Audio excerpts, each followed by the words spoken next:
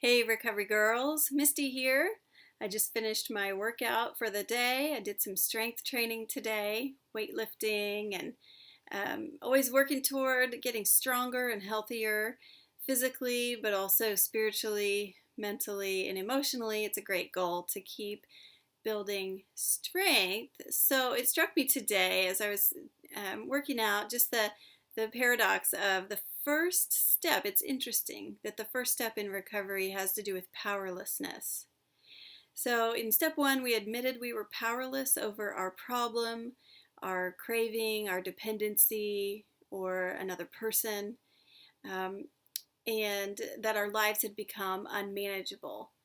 So, why is powerlessness the first step in recovery? It sounds counterintuitive. It sounds, um, the admittance of defeat. And that's what it is. It is admitting that on my own, I'm not able to figure this thing out. And so many of us have glaringly obvious dependencies and problems and addictions. I know for me, I started out in relationship with an addict, and I was very much crazy in that relationship. It just, I could not figure out. I was trying to control that other person, fix that other person, get them to see things my way, change them. Well, that doesn't work. I was powerless over that other person. I was powerless over that other person's addiction.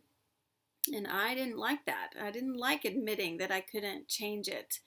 I wanted it to be different, so I protested and I made a big production of anger in order to try to get this person to change. Later on, I began to see my own dependencies that weren't so obvious at first when I was so focused on another person. I couldn't even see my own darkness, my own capability of messes that I was creating. And then I started to really get a clue. Hey, I'm no better than anybody else. I've got my own mess going on here that I need help with, my dependencies.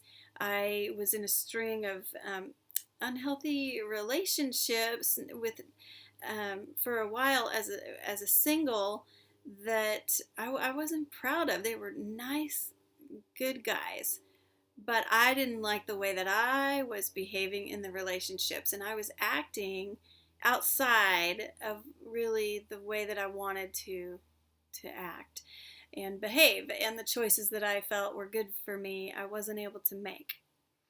So I also struggled with eating healthy.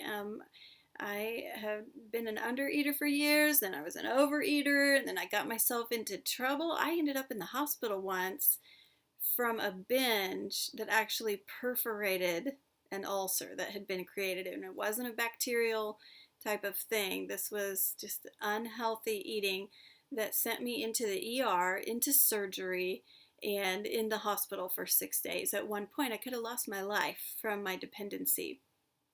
And it took that in order to wake me up enough to say, oh, hey, maybe you've got a problem.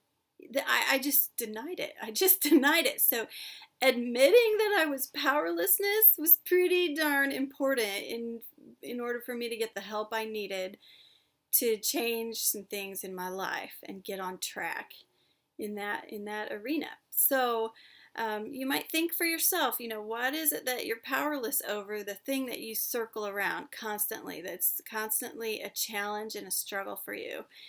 Powerlessness in recovery does not equal helplessness. It does not equal hopelessness. It is the launching pad for everything else good that's coming in recovery. It is me admitting defeat and acknowledging, yes, I need help. I need a higher power. I need help beyond myself in order to make progress and move toward wholeness. So I pray for you today, the knowledge of God's will for you and the power to carry that out as it pertains to your admittance of defeat and powerlessness in some area of your life. Stay the course in recovery. I'll be on it too.